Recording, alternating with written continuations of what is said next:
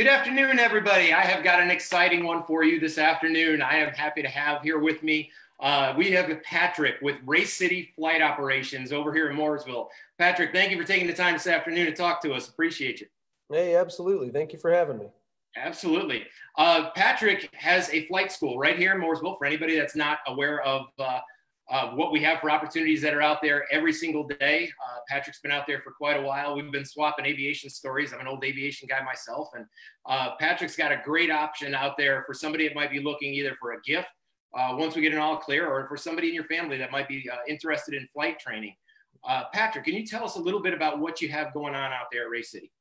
Yeah, absolutely. So Race City Flight Operations is out on Perth. If anyone knows, in Lake Norman over by the Harris Teeter, we're at that air park. And so we're a flight school. So we've got 3 airplanes and plenty of flight instructors. We teach people how to fly at the gorgeous views that we have here at the lake. Every day is amazing, just the awesome views. And essentially people come to us and they have a dream of flying. They've always had a dream of flying, and finally they have the time or the money to be able to do it, or they're trying to make it a career. And we help them kind of step closer to that dream of a career that they have. And we're also kind of the front lines for receiving people coming in from somewhere else in the country, right? So what's known as a fixed base operator. So we sell fuel here to our local folks. We also sell it to the folks that are coming in. So some folks will fly in from Florida trying to pick up family members or anything like that. And we're kind of that base of operations. Right. That's excellent. One of the things I have to say, if anybody, out there has been able to see Lake Norman by boat, I'll tell you what, if you're a boat owner and you go for a flight over Lake Norman, you'll sell the boat the next day. All right. Aviation is truly a bug, and it is something that if you have even the slightest interest in it, I would encourage you to get out there and look for Patrick, because they have some great options out there to do some, even, I guess you call them introductory flights, correct? Yeah, that's right. So our discovery flights last typically 45 minutes to maybe an hour or so. And we'll let that person take actual controls of the flight, right, of the airplane. So they'll understand kind of the feeling of turning, climbing, that kind of thing.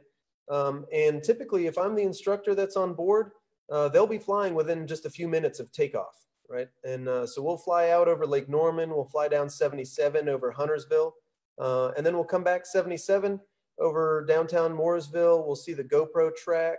And then anything else that they want to see, go find their house, that kind of thing.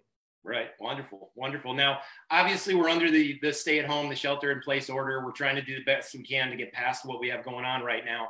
And you were sharing with me some details just of what care you guys are actually putting into this right now, in not only keeping existing students safe, but even holding off a little bit right now, as far as waiting, obviously with the proximity that you have inside of an airplane, to kind of get past this. Can you elaborate on that a little bit, what your efforts are now?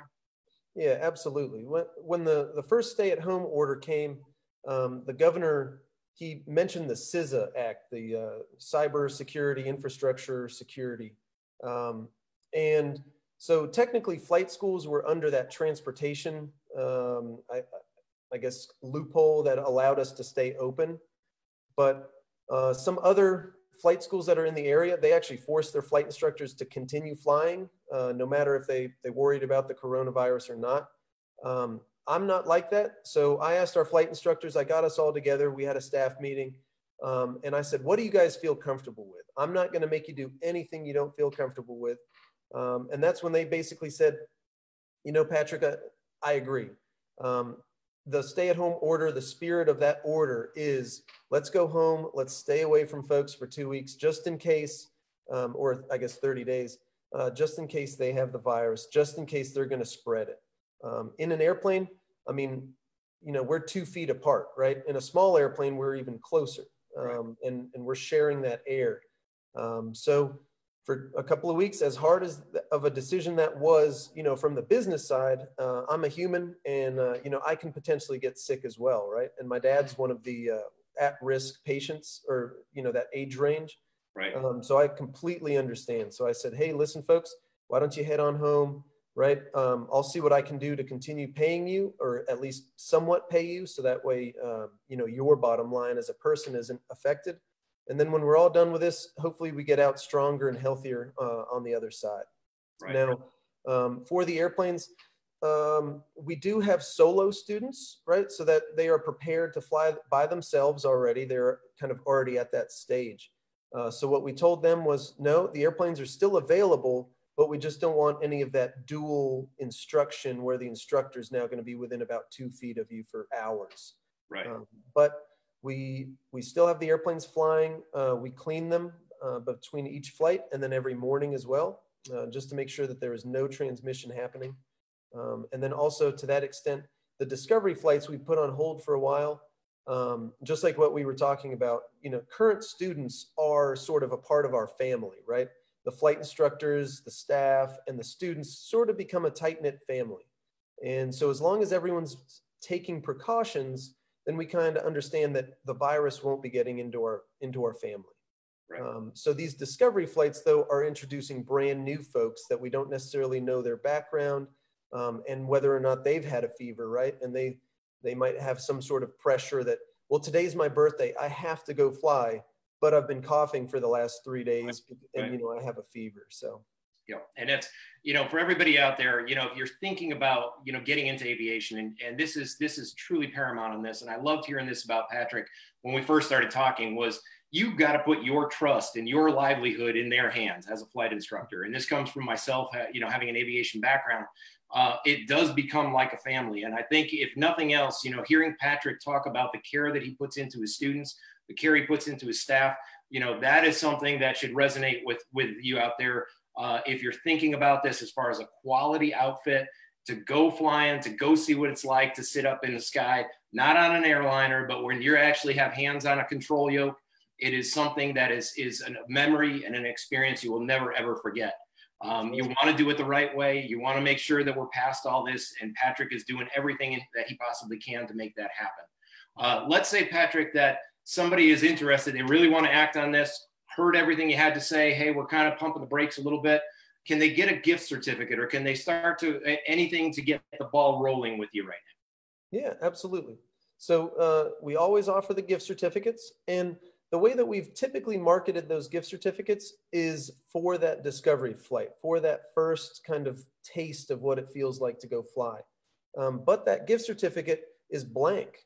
We can put anything on there. If someone really, really does want to start flying and they know that that's what they want to do, their parents or their friends can certainly put any money towards that flying, right? So it doesn't just have to be that first flight. Wonderful, wonderful. And if somebody wants to get in touch with you, what's the easiest way for them to do that, to line this up? No, man, we try and make communication super simple. So it's on Facebook. That's Race City FO for flight operations. It's on Instagram, Race City FO for flight operations. Our website is racecityfo for flight operations.com. You can email us. You can call us here at the hangar anytime. The cell phone's actually always in one of our pockets, so we'll call or text you right back.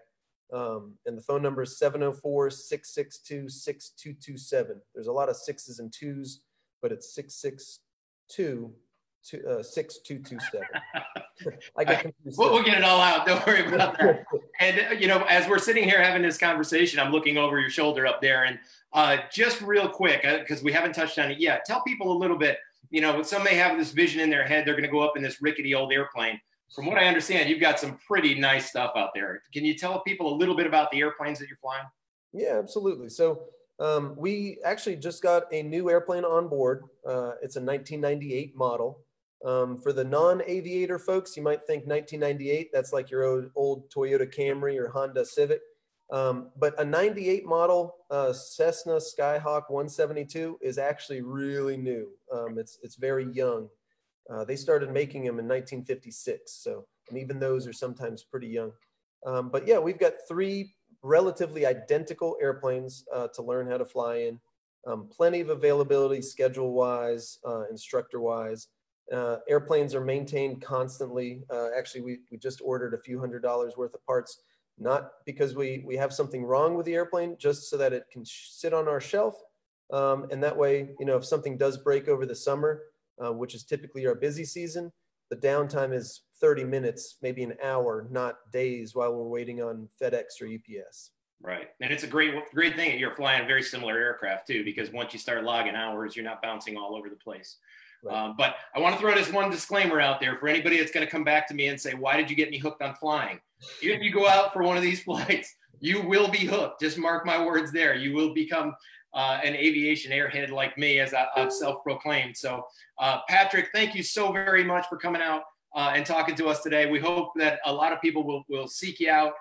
Once this is all done, once we can kind of drop the guard a little bit and get people close quarters again, please go see Patrick. It is an experience you will never, ever forget, and look forward to seeing a lot of you out there joining the aviation community. So Patrick, again, thank you for coming out. We appreciate you being here.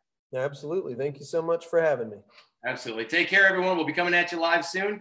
Don't forget, we have Senator Sawyer coming at us tomorrow night at 7:45 as well. So be sure to tune in then. Thank you.